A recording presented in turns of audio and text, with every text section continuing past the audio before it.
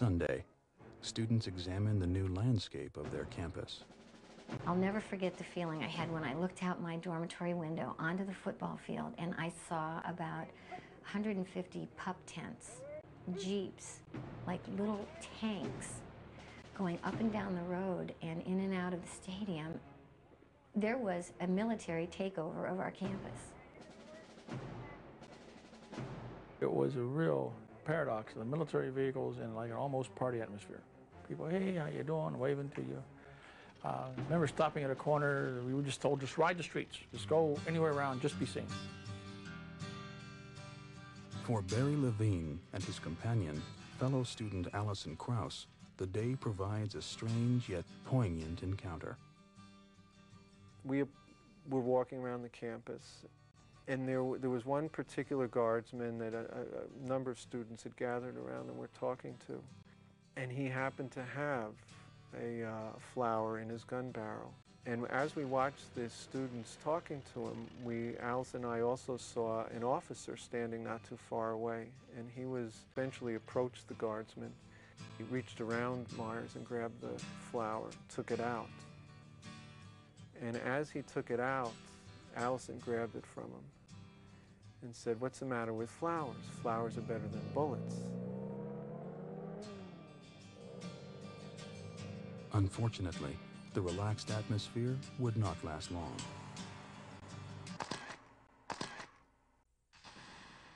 Enter at that time Governor James A. Rhodes, who was involved in a U.S. primary fight for the Senate with one of Ohio's most famous political families, Taft. Governor Rhodes knew that the popular theme among Americans at that time was law and order. We've seen here probably the most vicious form of campus-oriented violence yet perpetrated by dissident groups. They make definite plans of burning, destroying, and throwing rocks at police and at the National Guard and the Highway Patrol. This is when we're going to use every part of the law enforcement agency of Ohio to drive them out of Kent. We are going to eradicate the problem. We're not going to treat the symptoms. And these people just move from one campus to the other and terrorize the community. They're worse than the brown shirt and the communist element and also the night riders and the vigilantes. They're the worst type of people that we harbor in America. And I want to say that they're not going to take over a campus. General Del Corso, how long do you expect to keep the Guard in Kent? Well, I'll answer that till we get rid of them. I don't want to take any authority away from the General, but I want to cut it short. You got me outranked, Governor, anyway. Instead of coming into the campus and being a calming influence, he came in and he threw fuel on the fire. He made the situation worse. Many guardsmen said that they took Rhodes' statement, "We're going to use every force necessary," to be equivalent to martial law, that they could do whatever they needed to do to preserve law and order.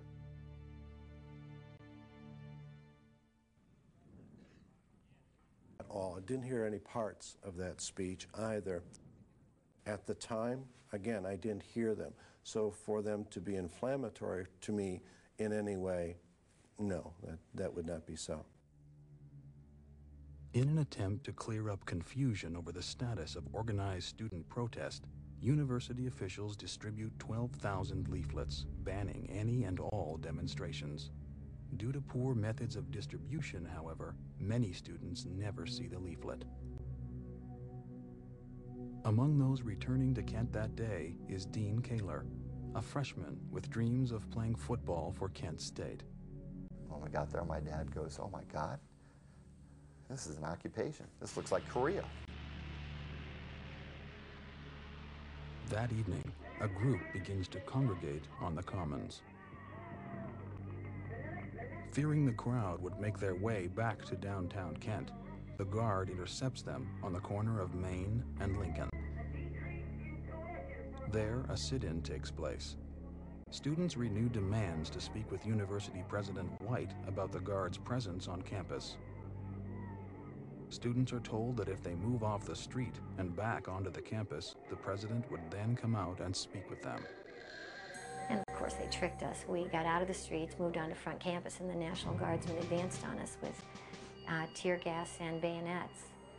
That's when we had people that were just screaming, giving us the finger, flipping us the bird, screaming at us, yelling four-letter words.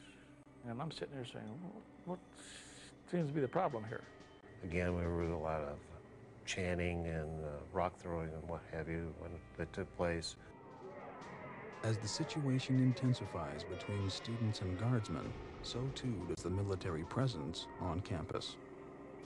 The scariest thing for me was the presence of the helicopters overhead, with the clouds of tear gas on the ground and the searchlights playing on the crowd. I was scared out of my wits. The confrontation continues as guardsmen press students back to the dormitory area. And that's where we had the real confrontation, yelling and screaming, things flying through the air, bricks, wood, chunks of wood, bags of excrement. There was no violence that was greater than the need that I saw. Whenever someone was resisting heavily our attempts to get them into their dorms, they were forcibly pushed into their dorms. But there were some guardsmen who actually picked up stones and were throwing them through the windows of the dormitory at students who were taunting them. So it was a very mixed up and confused and upsetting scene. By 11:40 p.m., the crowd has been dispersed. 3 students and 1 guardsman are treated for injuries. At least 1 student is stabbed by a guardsman's bayonet. 51 arrests are made that night, mostly for curfew violations. The number of arrests since Friday night now total over 100. That, I think, was a crucial turning point, because I think by Monday, it was clear that Vietnam had receded, that Cambodia was not the issue. It was the Guards' occupation of the Kent State campus.